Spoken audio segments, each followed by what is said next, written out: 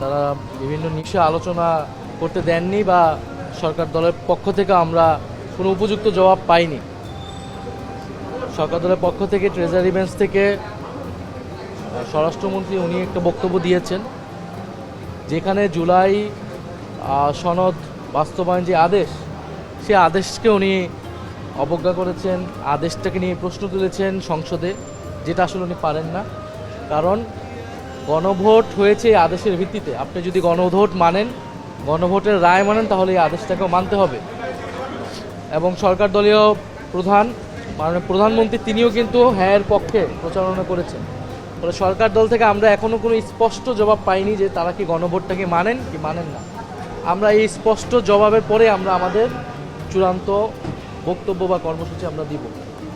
দ্বিতীয়ত আরেকটি কথা উনি বলেছেন যে দুইটি শপথ নেওয়ার বিষয়ে আমরা যারা নিয়েছি সংবিধান সংস্কার পরিষদের সদস্য হিসেবে এই সম্পত্তি অসাংবিধানিক, এই কথাটি উনি বলতে পারেন না। এই কারণে পারেন না কারণ এই শপথ আমরা নিজ ইচ্ছায় নিইনি। আমাদেরকে নির্বাচন কমিশন থেকে চিঠি দেওয়া হয়েছে এবং 300 জন মানে 297 জন এমপিকে চিঠি দেওয়া হয়েছিল এবং নির্বাচন কমিশনার স্বয়ং এই শপথ করিয়েছেন। ফলে এই শপথটাকে যদি অসাংবিধানিক বলা হয়, তাহলে নির্বাচন কমিশন এবং প্রধান নির্বাচন কমিশনারকেই সংবিধানের বিরুদ্ধে দাঁড় করিয়ে দেওয়া হচ্ছে। এই নির্বাচন কমিশনার কিন্তু একটি সাংবিধানিক প্রতিষ্ঠান, তার কার্যক্রম, তার উদ্যোগকে আপনি অসাংবিধানিক বলছেন। বরং তারাই গণভোটের যে এই রায়ের পরেও, গণরায়ের পক্ষে আসার পরেও তারা শপথ নেয়নি এবং মনে হচ্ছে যে সংসদ সেটিকে এড়িয়ে যাওয়ার এক ধরনের চেষ্টা হচ্ছে। আমরা আজকে বক্তব্য পাইনি, কিন্তু আমরা ঈদের পরে তাদের সংসদে তাদের বক্তব্যটা আমরা শুনে আমরা আমাদের অবস্থান জানাবো যে তারা কি গণভোট মানে কি মানে না।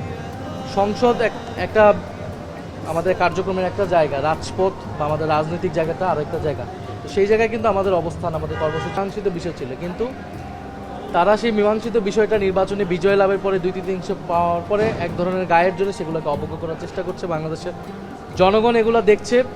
90-এর গণ অভ্যুত্থানের পরে ত্রিদলীয় জোটের রূপরেখাতে সবাই সম্মত হওয়ার পরে কিন্তু এই বিএনপি সরকার গঠনের পরে সেটাকে অবজ্ঞা করেছিল, সেই প্রতিশ্রুতি তারা মানেনি এবং তার ফলাফল হয়েছিল তারা কিন্তু বেশি দিন সংসদীয় রাজনীতিতে থাকতে পারেনি, বাংলাদেশ থাকতে পারেনি, বাংলাদেশ ফ্যাসিবাদের দিকে যেতে হয়েছিল। ফলে সেই ইতিহাস থেকে তারা কি শিক্ষা নেবে নাকি তারা ইতিহাসের পুনরাবৃত্তি করবে, এটা তাদেরকে সিদ্ধান্ত নিতে হবে। সংবিধানে তো এখন অনেক কিছুই নাই বা অনেক কিছুই আছে যেটা এই সরকার কিন্তু করছে না।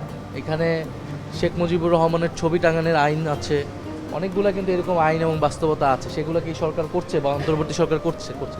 ফলে এই পুরো সময়টাকে আমরা কিন্তু এর আগে বলেছি, অন্তর্বর্তী সরকার, ঐকমত্য কমিশন, এই নির্বাচন, এই সরকার সব কিছুকে সংবিধান দিয়ে ব্যাখ্যা করা সম্ভব না। এটা একটা গণ অভ্যুত্থানের মধ্য দিয়ে তৈরি হয়েছে, যদিও 106-এর আন্ডারেই সরকার গঠিত হয়েছে, কিন্তু এই গণ অভ্যুত্থানের প্রেক্ষাপটটা যদি মাথায় না রাখি তাহলে আসলে এই কোনো কিছু সমাধান করা সম্ভব নয়।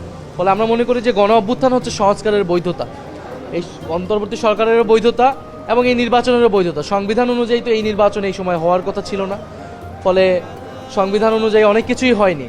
পরবর্তীতে এই সংসদে এসে সেটা রেটিফাই হওয়ার কথা ছিল, সকলের রাজনৈতিক একটা সমঝোতার মধ্যে দিয়ে সব কিছু আগানোর কথা ছিল।